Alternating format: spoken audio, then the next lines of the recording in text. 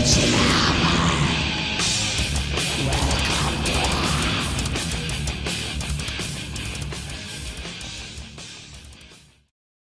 recently, you lost another friend of yours. Very close friend named Mike Scaccia, and guitar player for Rigor Mortis and Ministry and a lot of other bands. Yes. You know, he was a very similar and kindred spirit to me, in a point to where he played in a lot of different bands and experimented with a lot of different music. But the importance of Mike Scaccia, I can't really put into perfect words, but back when I first joined Pantera, Rigor Mortis and Pantera were rival bands, and Rigor Mortis was playing very fast speed metal at the time, where Pantera were grounded in old heavy metal, Judas Priest, Iron Maiden type stuff still. And Rigor Mortis were definitely more progressive, and there was always this, who's the better guitar player, Mike Scaccia or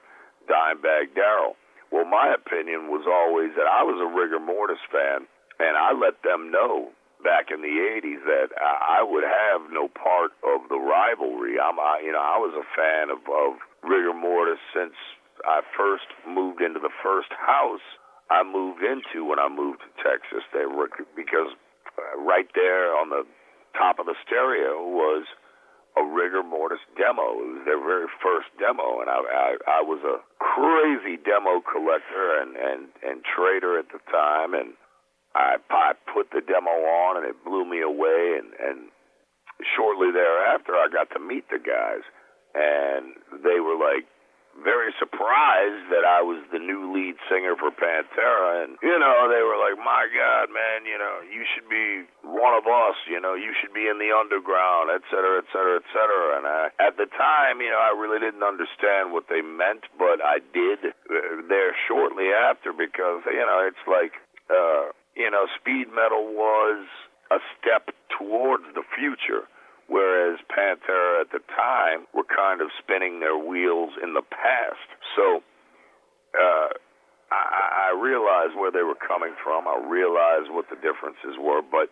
to get straight to Mike Scaccia, he was a soft-spoken individual, but underneath all that soft-spokenness, he was a monster. He was a beast on the guitar. And I gotta say, since 1987, I have known, and put it this way, I've toured the world. I've played with excellent guitar players my entire career. I have seen living legend guitar players play right in front of my eyes on the same stage. But I've always known the fastest, and I do mean the fastest, most precise player on this planet was Mike Scaccia. And there was no true comparison. There was no real challenge there. And now that he is gone, it's easy for me to say that as far as speed and precision goes, the playing field is very level now. I was at Mike Scaccia's funeral not but a week ago or less than, and it was a very sad, I guess, unreal occasion. But at the same time, with the guys from Ministry and especially my brothers in Rigor Mortis, being there, there were several moments where we'd be standing outside, especially after the viewing, which was very, very heart-wrenching. But we were standing outside and trying to come to grips with everything, and we ended up talking about a lot of the good, amazing, killer times that we had spent with Mike and all the good stories. So one thing I got to say, when you say and you bring up my sadness and not being able to attend Dimebag's funeral because of knee-jerk reactions and grudges held against me, especially back then. You know, it was a very,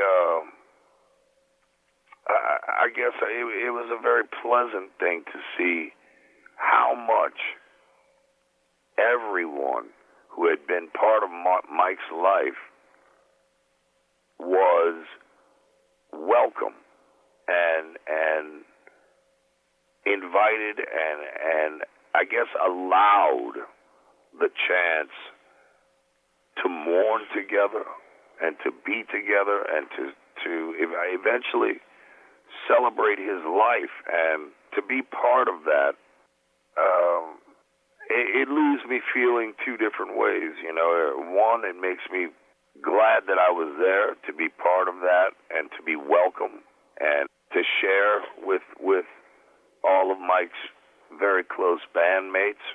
And the other part of it is that I wish that the Pantera camp would have had the compassion that the Rigor Mortis camp had, and to allow everyone who truly was close in.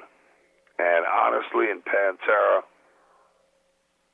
Dimebag and I were, despite, you know, obviously he and Vince being brothers, Dimebag was very much my brother as well.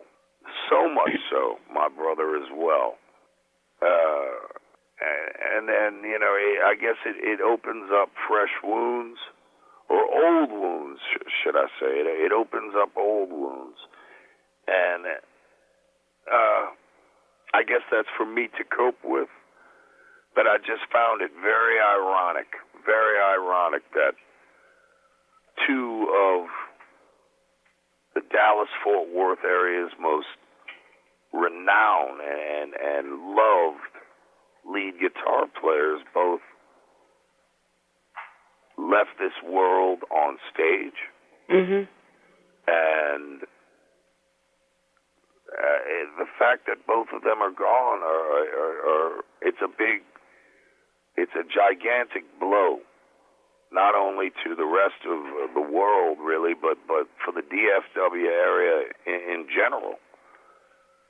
But I do think that both of their lives, Dimebag and Mike Scaccia, it's time to celebrate, and which in Dimebag's case, I can't help but celebrate his life, because I wake up with him in my head every day of my life, whether I'm hearing his voice or remembering something that happened in the past that was a positive thing or a fun time in our lives growing up together.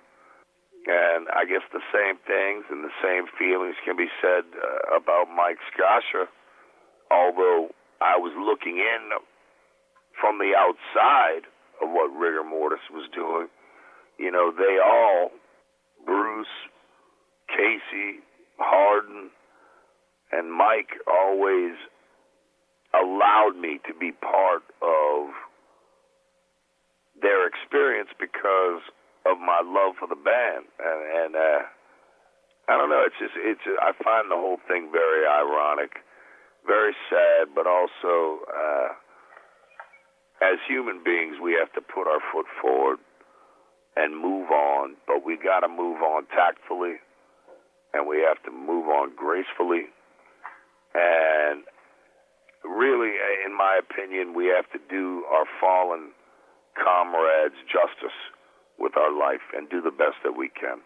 Rest in peace, Mike.